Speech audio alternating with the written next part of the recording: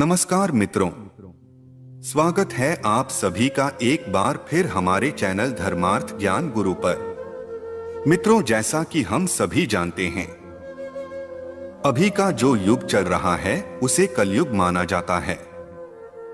इस युग में हो रहे पापों की वजह से लोगों के मन में यह ख्याल उठता रहता है कि कल युग का अंत कब और कैसे होगा। मित्रों, सनातन धर्म ग्रंथों के अनुसार 4 युग होते हैं: सतयुग, त्रेतायुग, द्वापर युग और कलयुग। हर युग का समय निर्धारित किया हुआ होता है। जब युग का निर्धारित किया हुआ समय पूर्ण हो जाता है तब युग परिवर्तन होता है। युग परिवर्तन के अनुसार सब कुछ बदल जाता है। युग की आयु, इंसानों की आयु एवं उनके विकास एवं सभी जीव जंतु युग के अनुसार बदल जाते हैं। तो आज हम बात करेंगे जो युग अभी चल रहा है, कल युग के बारे में कि कल युग का समय पूर्ण होने पर इसका अंत किस प्रकार होगा। मित्रों, हिंदू धर्म एवं पुराणों के अनुसार कलयुग की आयु 4,32,000 साल बताई गई है। युगों की आयु हर युग में पाप बढ़ने पर समय अनुपात के द्वारा घटती चली जाती है। 4 युगों में प्रथम युग होता है सतयुग, जिसकी आयु 17,28,000 वर्ष की होती है। उसके बाद आता है त्रेतायुग, जिसकी आयु 12,96,000 वर्ष हो जाती है। उसके बाद आता है द्वापर युग, जिसकी आयु 8,64,000 वर्ष होती है। और अब चल रहा है कलयुग, जिसकी आयु 4,32,000 साल की है। शास्त्रों में सबसे पहला और सबसे बड़ा युग सतयुग माना गया है। यह 17,28,000 वर्ष का होता है। इसमें मनुष्य की आयु करीब 1,00,000 वर्ष के आसपास बताई गई है और उसकी लंबाई 32 फीट होती थी। इस युग में भगवान ने मत्स्य, कूर्म, वाराह और नरसिंह के रूप में अवतार लिए थे। इस युग की मुद्रा रत्नमय और पात्र स्वर्ण के थे। इस युग में पाप 0% और पुण्य 100% हुआ करता था। इसी युग में सत्यवादी राजा हरिश्चंद्र भी हुए थे, जिन्होंने सत्य की रक्षा के लिए खुद के परिवार और अंत में खुद का भी बलिदान कर दिया था। सतयुग के बाद दूसरा बड़ा युग त्रेतायुग है। इसकी आयु करीब 12,96,000 वर्ष की बताई गई है। इस युग में मनुष्य की आयु लगभग 10,000 वर्ष होती थी। मनुष्य की लंबाई 21 फीट होती थी। इसी युग में भगवान राम ने अवतार लिया था। इस युग में भगवान राम ने रावण का वध किया था। राम के अलावा वामन और परशुराम के भी अवतार हुए थे। इस युग की मुद्रा स्वर्ण और पात्र चांदी के थे। त्रेता युग में पाप 25% और पुण्य 75% था। तीसरा युग, जिसे द्वापर युग कहा जाता है, इसकी आयु करीब 8,64,000 वर्ष थी और इसमें मनुष्य लगभग 1,000 वर्ष तक की आयु तक जीवित रहते थे। इस युग में मनुष्य की लंबाई 11 फीट हुआ करती थी। इसी युग में भगवान ने श्री कृष्ण के अवतार में कंस का संहार किया था और महाभारत काल भी इसी युग में चला था। इस युग की मुद्रा चांदी और पात्र तांबे के थे। द्वापर युग में पाप की मात्रा बढ़कर आधी हो गई थी। उस समय पाप 50% और पुण्य भी 50% हो गया था। शास्त्रों के अनुसार कलयुग को आखिरी और सबसे छोटा युग बताया गया है। इसकी कुल आयु करीब 4,32,000 वर्ष की है। मनुष्य की अधिकतम आयु 100 वर्ष के आसपास है और लंबाई 5 से 6 फीट तक है। आज के युग कल युग में पाप बहुत अधिक बढ़ चुका है। इस युग में पाप की मात्रा 75% और पुण्य 25% माना गया है। माना जाता है कि इस युग में भगवान कल्कि के रूप में एक ब्राह्मण परिवार में अवतरित होंगे। इस युग की मुद्रा लोहा और पात्र मिट्टी के बताए गए हैं। मित्रों, कलयुग का अंत एवं अंतिम चरण कैसा होगा, इसका उल्लेख पुराणों में मिलता है। तो चलिए जानते हैं कि कलयुग का अंत एवं अंतिम चरण कैसा होगा। हिंदू धर्म शास्त्र एवं श्रीमद्भागवत और भविष्य पुराणों के अनुसार जब कलयुग अपने चरम सीमा पर होगा, तब कलयुग में पाप कर्म करने वाले मनुष्यों की संख्या अधिक से अधिक बढ़ जाएगी। तब इस संसार में अधर्म का साम्राज्य तेजी से बढ़ जाएगा। हर जगह चोरी डकैती, लूटपाट, हत्या, अधर्म जैसे कार्य होंगे।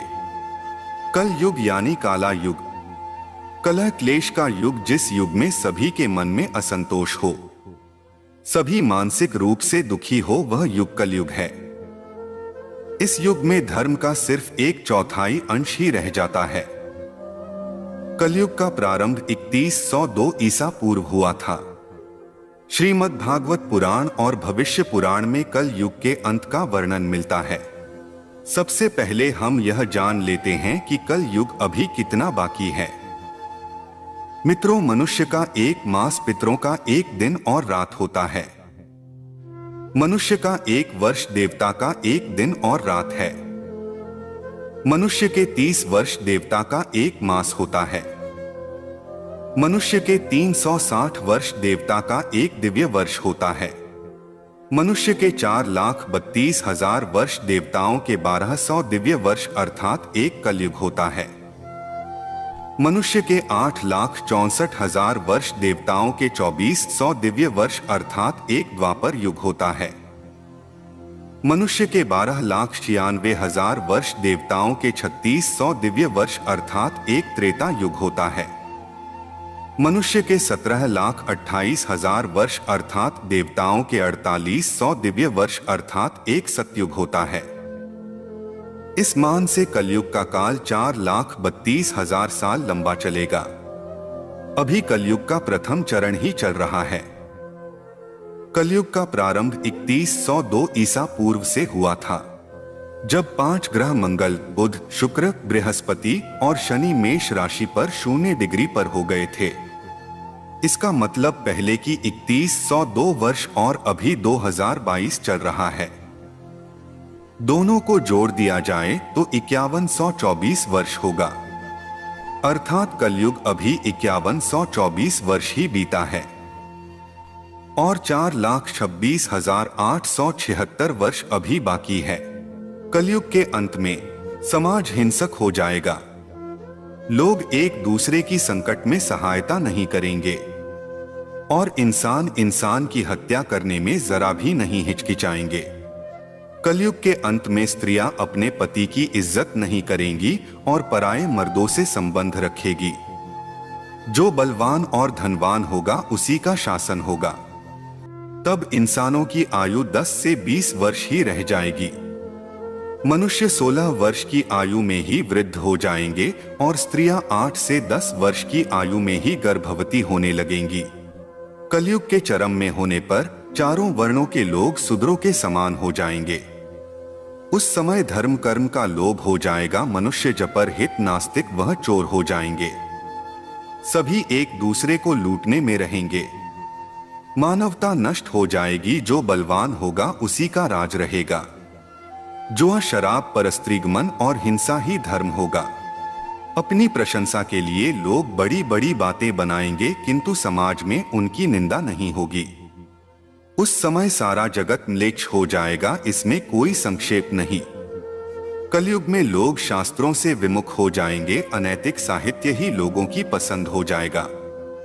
बुरी बातें ही होंगी और बुरे शब्द ही बोले जाएंगे। स्त्री और पुरुष दोनों ही अधर्मी हो जाएंगे। स्त्रियां पतिव्रता धर्म का पालन करना बंद कर देंगी और पुरुष भी ऐसा ही करेंगे। स्त्री और पुरुष से संबंधित सभी वैदिक नियम विलुप्त हो जाएंगे।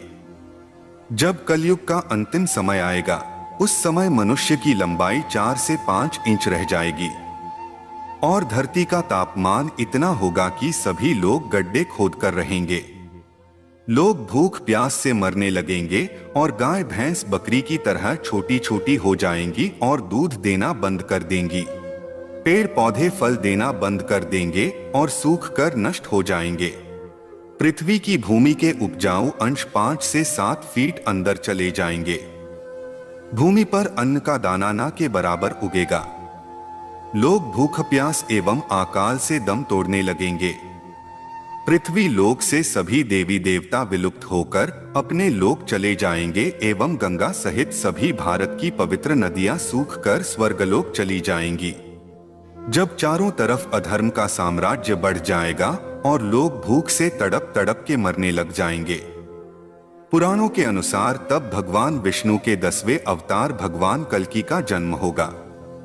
भगवान विष्णु कल्कि अवतार में समस्त संसार से मात्र 3 दिनों में ही पापियों का सर्वनाश करके पुनः धर्म की स्थापना करेंगे। जब कलयुग में सारे पापियों का सर्वनाश हो जाएगा, उसके बाद कलयुग के प्रभाव को खत्म करने के लिए पृथ्वी पर लगातार 12 वर्षों तक मोटी एवं मूसलाधार वर्षा तथा वज्रपात होगी, जिससे समस्त पृथ्वी जलमग्न हो जाएगी। तब फिर एक साथ 12 सूर्य उदय होंगे और जलमग्न हुई पृथ्वी जल सोख लेगी। फिर धीरे धीरे लोग साधु पुरुषों की सेवा, दान, सत्य एवं प्राणियों की सेवा में तत्पर होंगे। इससे धर्म के एक चरण की स्थापना होगी। उस धर्म से लोगों को कल्याण की प्राप्ति होगी, लोगों के गुणों में परिवर्तन होगा और धर्म से लाभ होने का अनुमान होने लगेगा।